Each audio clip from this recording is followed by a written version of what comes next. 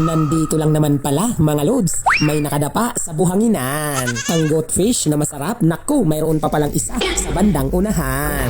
Mas malaki nga ang nandito at mukhang grabe na naman itong spot na nalubugan. Wow! Nakakatakam na agad dahil sobrang sarap nito sa paksiw. Nakikita nyo naman. Paboritong ulamin ng mga iniwanan. Agay, tosok! Ang kambing na mukhang isda mga lods. Pag natikman mo, panigurado tanggal ang iyong kalungkutan. Nandito naman ngayon sa ating harapan mga lods, ang corals na mahiwaga. Nakakapagtaka naman dahil walang nakasilong na masarap na isda. Hindi bale, ang sabi nga sa libro ng kahiwagaan, hanggat may dagat, may masarap na pang-ulam na makikita. Sabi na nga ba, kaya pala wala sa silong dahil nandito sa labasan, nakahiga. Wow! Ito ang paboritong ulamin ng mga isip bata.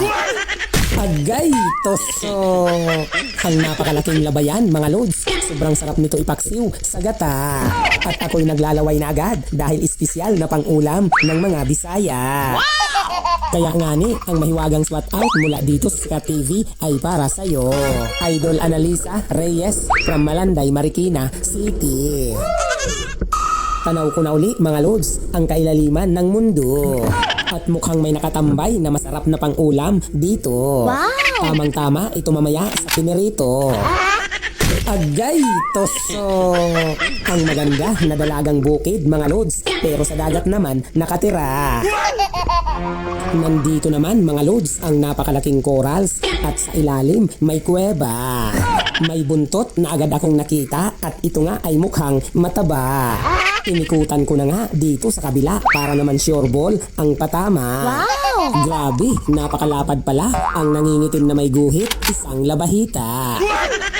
Agay, tosok! Ito na nga ang tunay na matambok mga lods. Sobrang malinamnam sa kilawin lalo na pag ginamitan ng pinakurat na suka.